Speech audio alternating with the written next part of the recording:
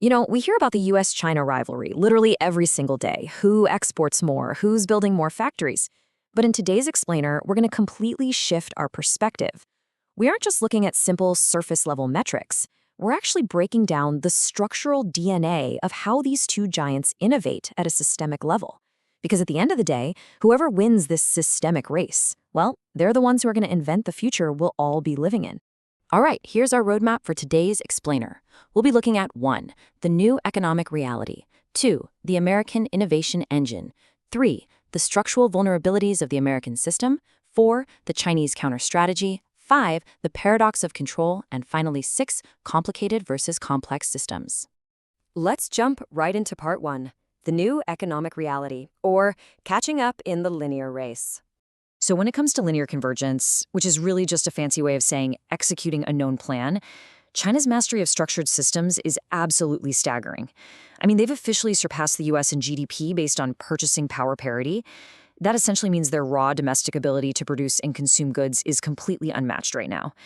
Add to that physical miracles like building the world's largest high-speed rail network and state-of-the-art automated ports, plus their massive global projection through the Belt and Road Initiative. And yeah, their ability to deliver on giant, tangible projects is practically unparalleled. But wait, here's where the whole narrative shifts. The global clash is no longer about replicating industrial capacity just to catch up. That was the old game. The new battleground? It's entirely different. It's about innovating at the absolute frontier. It's about venturing into the total unknown where the blueprints literally do not exist yet. It's discovering the next paradigm, not just building the last one faster. Which brings us to part 2, the American innovation engine and its bottom-up dynamics. The core resilience of the U.S. economy rests on this brilliantly balanced American triangle of forces. First up, there's a really unique culture of failure tolerance. Thanks to legal frameworks like Chapter 11 bankruptcy, entrepreneurs can take massive risks, fail safely, and actually try again without facing debilitating social stigma. Second, you have deep, decentralized capital markets funding those risks through a huge network of independent venture capitalists. And third, the U.S. system acts like a giant magnet for positive entropy. What I mean by that is it thrives on this chaotic, unpredictable energy by continuously attracting the most ambitious, heterodox minds from all over the world. Millions of decentralized agents, totally free to experiment. Just think about this for a second, a 99% error rate. Most systems out there would view a 99% failure rate as catastrophic, right? But the U.S. venture capital ecosystem actually intentionally absorbs those massive losses. Why? Because in a complex environment, you have to let thousands of experiments fail. It's basically the necessary tax you pay to get that golden 1%. The one breakthrough that creates massive, world-changing paradigm disruptions, like commercial generative AI or reusable rockets. This system isn't trying to be perfectly efficient. It's explicitly designed to maximize unpredictable, bottom-up emergence. But let's look at part 3. The structural vulnerabilities of the American system. Because let's be impartial here, the American model absolutely has its severe strategic weaknesses. First up is talent erosion. Rising political polarization and increasing immigration hurdles are seriously threatening to cut off the influx of those brilliant global minds the entire system relies on. Second, capital market cycles. Since the U.S. tech system is heavily leveraged and relies on Federal Reserve liquidity, a sudden credit crunch can just instantly choke tech startups, starving them of funding long before they can reach scale. And finally, regulatory saturation. Increasing bureaucracy and prolonged ethical debates, especially in frontier sectors like biotechnology, can drastically slow down the implementation of disruptive tech compared to less regulated parts of the world. Okay, moving on to part 4. The Chinese counter-strategy, or manufacturing complexity. So, knowing all those American strengths, how exactly does Beijing respond? Well, China basically mimetizes, or copies, decentralized evolution through something called economic federalism.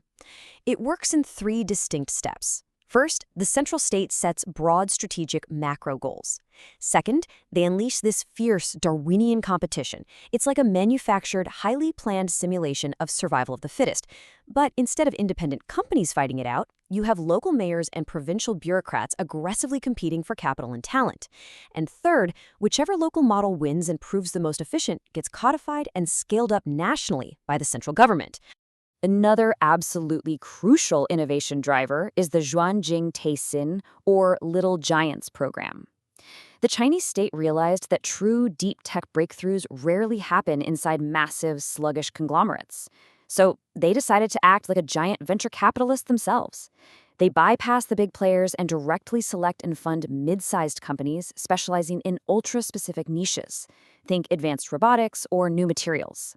And crucially, these little giants are shielded from global market boom and bust cycles by perennial government guidance funds. These are basically state-backed mega investors, ensuring these specialized niches never run out of cash, even if the rest of the world goes into recession. To accelerate this ecosystem even further, China is waging a reverse talent war. They're using massive financial incentives and practically limitless lab budgets to repatriate top-tier Chinese scientists from Western hubs like MIT and Silicon Valley. Alongside this, they use mission-oriented sandboxes.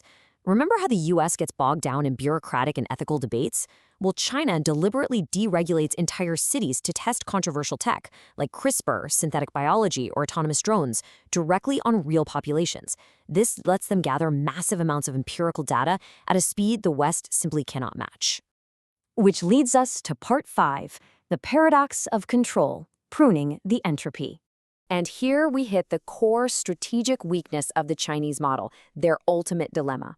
Look, to discover the absolute unknown, human agents need maximum autonomy. They need the freedom to ask heretical questions, be totally inefficient, and genuinely challenge the status quo. But within China's manufactured innovation system, whenever economic agents become too powerful or independent, the state is forced to intervene. They have to prune that entropy to preserve political stability and party primacy. We literally saw this happen with the massive 2021 crackdowns on consumer tech and digital finance. So, paradoxically, the state inherently suppresses the exact same chaos that is absolutely necessary for true frontier innovation. Let's tie this all together in Part 6, complicated versus complex systems, or the map versus the unknown. If you take only one thing away from our explainer today, let it be this: the profound difference between a complicated system and a complex one.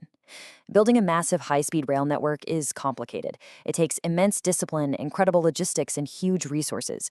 But the engineering map already exists. China perfectly dominates this space with its unmatched linear execution. However, exploring a completely unknown space of possibilities, like inventing artificial general intelligence, that is complex. The map does not exist yet.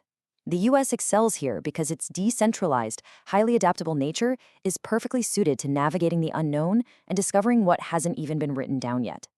Which brings us to this powerful conclusion from our source material. The factor for maintaining American supremacy lies in preserving a decentralized ecosystem that tolerates heresy, randomness, and error.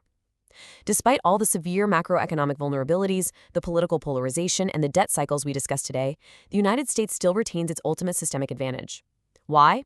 Because its structural tolerance for failure, chaos, and creative destruction is exactly what's required to invent the future. The messiness of the system isn't a bug, it's actually its greatest feature. So, I want to leave you with this final provocative thought to ponder. In this geopolitical clash between the master of the complicated and the master of the complex, who will invent the rules for a game that is still being played? Thank you so much for exploring this material with me today. Keep questioning, keep learning, and I'll catch you next time.